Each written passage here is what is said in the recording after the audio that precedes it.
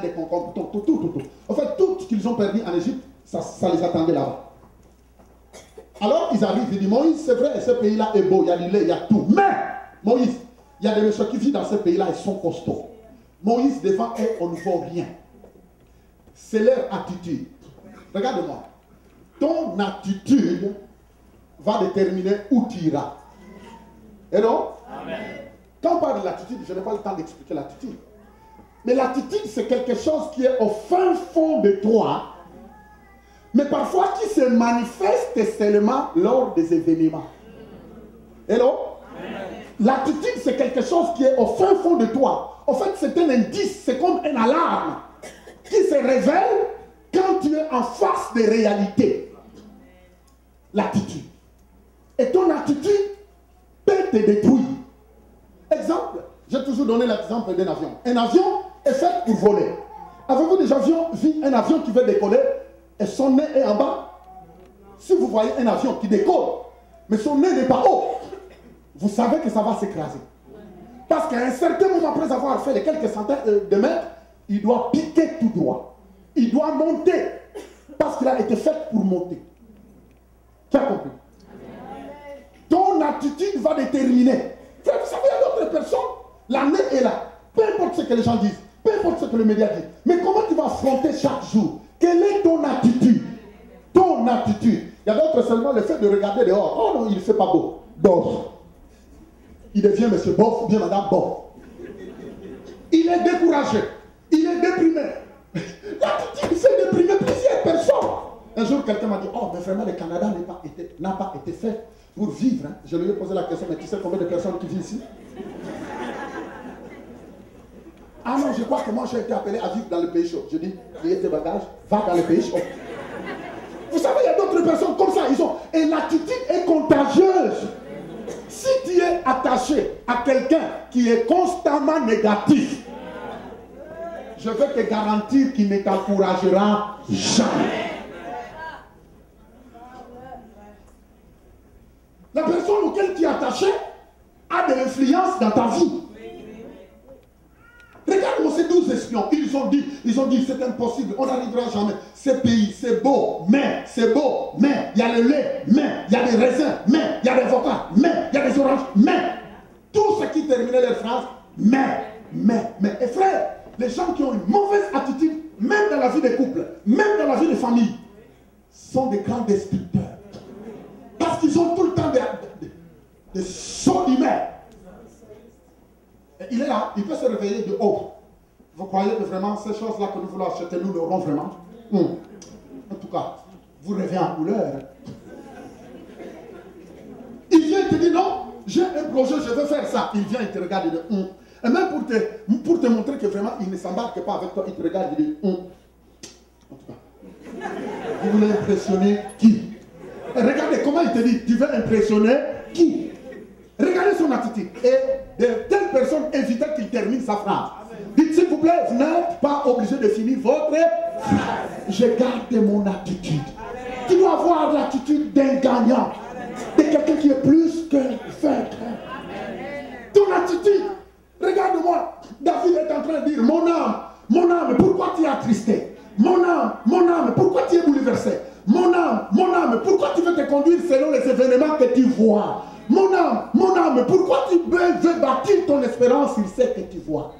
Il dit, espère en Dieu. Une bonne attitude, c'est espérer dans la parole de Dieu, qui est au-dessus de toutes tes situations.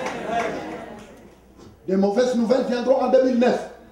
Des bonnes nouvelles viendront. Mais en dépit de toutes ces mauvaises nouvelles, quelle sera ton attitude? Est-ce que ton attitude est fondée sur la parole? Allô? Moi, je n'ai pas le temps de donner beaucoup d'exemples. Vous savez ton attitude, dites mon attitude.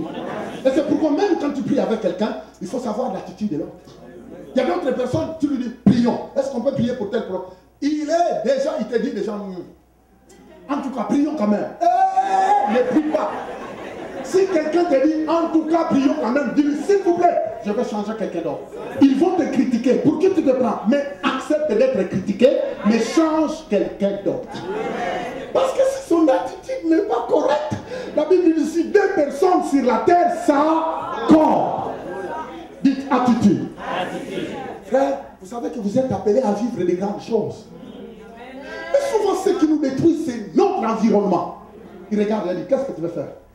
Est-ce que tu arriveras? Pour qui tu te prends? Et parfois, c'est ton ami intime. Ça peut être ta femme comme ton mari. Et surtout quand c'est plus proche, ça veut dire, ah, oh, oh, oh, oh. Ça veut dire quoi? Hello? Regarde un peu Jésus, ils sont en train de traiter. Est-ce qu'à Nazareth, peut-il naître un vrai prophète? Vous savez, on l'a humilié, Jésus, on l'a minimisé. Elle dit, est-ce qu'à Nazareth, un vrai prophète peut-il naître à Nazareth? Ils sont passés à côté alors qu'ils ne savaient pas qu'ils étaient devant un vrai prophète. Mais comme ils avaient une attitude négative, comme leur façon de voir était négative, ils ne voyaient rien de bon. Quelqu'un qui est négatif dans son attitude, il ne voit rien de bon. Même si tu as fait quelque chose de bon, il va le tourner. Lui, il va checker pour voir, il va essayer de trier un peu pour voir qu'est-ce qui est négatif. Et c'est ça qui va sortir. Bam! Tu sais, bon, vraiment, ce que tu as fait là, c'est bien, mais tu sais, ça ne marchera pas dans la société. Hein? Au lieu de dire, écoutez, est-ce qu'on peut rectifier ça, ça, ça? Voici une bonne attitude. Est-ce qu'on peut voir dans quelle option est-ce qu'on peut... Dites l'attitude. Ton attitude. Je vais terminer. Ça, c'est 40 points. 40 points. Et pour terminer, j'aimerais bien que nous parlons un peu de veiller sur tes pensées. Dites à la personne à côté de toi, veille sur tes pensées. Notez bien que tout succès comme échec commence toujours dans la pensée, avant que ça se matérialise. Vos actions sont dictées par les activités de vos pensées. Ne perds pas ton temps à penser aux choses improductives. Entretiens des pensées qui sont productives. Surveille de près des idées qui vous viennent dans la tête. Lisons un peu dans le psaume 119, verset 15. Et puis on lira psaume 1, verset 3. Avant de terminer, on lira le psaume 48, verset 9, et puis le 143, verset 4 à 5. Est-ce qu'on peut lire dans le psaume 119, verset 15? Qu'est-ce que le psalmiste dit? Allez-y vite. Il a trouvé. Ok, on l'a lu. Et dit, je médite tes ordonnances, j'ai tes sentiers sous. Quand on dit méditer, on médite comment? On médite dans la pensée. Le psalmiste est en train de dire, je pense sur quoi? Sur ta parole. Les ordonnances, c'est la parole de Dieu.